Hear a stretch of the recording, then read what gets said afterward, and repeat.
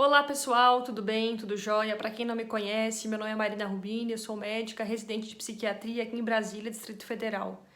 Durante a faculdade de medicina eu fui professora de redação por 3 anos. Na época do meu vestibular eu tive a graça de tirar a minha redação do Enem, tomei gosto pela coisa e então fui professora de redação, buscando ajudar os vestibulandos a alcançar notas boas na redação do Enem.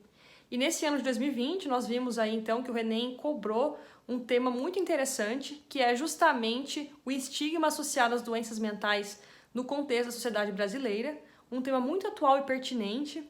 Eu vou considerar aqui então neste vídeo alguns temas, alguns argumentos que podem ter sido utilizados aí pelos alunos para dissertar bem sobre esse tema e também como seriam possíveis boas propostas de intervenção, tá bom? Então, alguns argumentos. Primeira questão, é importante pontuar o que significa estigma. Estigma é uma marca, você carrega um estigma, você carrega uma marca com você. E estigma também significa que os pacientes com transtorno mental, eles possuem uma conotação negativa associada à doença. Então, muitas vezes, o paciente, até mesmo pela nomenclatura que ele recebe, ele é taxado como se a doença fosse estrutural nele. Ou esquizofrênico, ou autista, ou deficiente intelectual, e assim por diante. Então, o paciente, ele acaba se tornando, parece que a mesma coisa que a doença. E isso é muito errado. Então, algo que a gente precisa considerar, e poderia ter sido mencionado na redação, é justamente que os pacientes possuem doenças, mas que as doenças não são integradas totalmente a ele, certo? Outra questão, além do estigma, é que as doenças mentais sempre existiram, mas por que até hoje, então, tem esse preconceito, tem tudo isso? Um pouco porque, até o que a gente sabe, é que teve muito tempo a política manicomial, então os pacientes eram asilados, ficavam reclusos da sociedade, ficavam realmente completamente à parte. Então eram pessoas, vamos dizer assim, impossíveis de contato social, impossíveis de conviver em sociedade. E por isso, hoje, que a gente vê que a situação já não é mais assim, e muitas vezes porque há desconhecimento, a falta de informação consistente, muitas pessoas ainda acham que as pessoas com doença mental, com transtorno mental, não são passíveis de socialização, o que é um erro gigantesco. O que a gente sabe é que nós médicos temos a preocupação de capacitar os nossos pacientes a justamente ter uma vida saudável, uma vida dentro do seu contexto social, cultural, que ele possa ter um trabalho, um estudo, família, enfim, que ele possa se relacionar normalmente com as pessoas.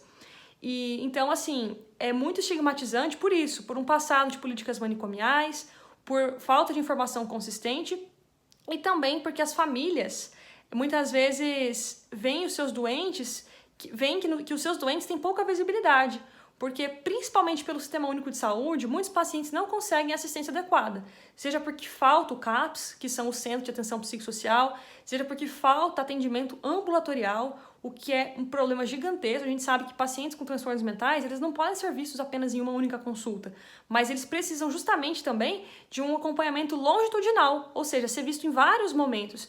E a longitudinalidade é justamente também um princípio do SUS.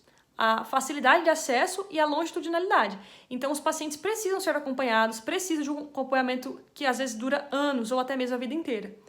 E é possível que o paciente controlado com medicações, com várias terapias multiprofissionais, então desde psicólogo, terapia ocupacional, fisioterapia, tudo isso vai fazendo com que o paciente possa ter qualidade de vida e ser muito funcional dentro daquilo que é esperado para ele. Então, nós não podemos fadar os nossos pacientes a uma vida reclusa, uma vida asilada. E agora também nesse ano de 2020, em que foi o mundo inteiro vivendo essa realidade da pandemia de Covid-19, nós vimos mudar toda a estrutura e a organização social.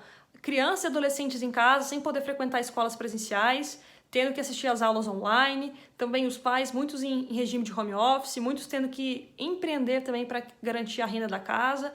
E essa mudança organizacional fez com que aumentassem os medos, as ansiedades, sintomas depressivos, o que corrobora o que vem acontecendo nos últimos anos também. O aumento muito grande de sintomas depressivos e ansiosos entre adolescentes e também entre idosos.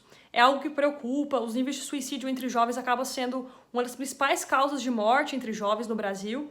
Então, por todas essas argumentações, é extremamente relevante discutir a saúde mental no Brasil.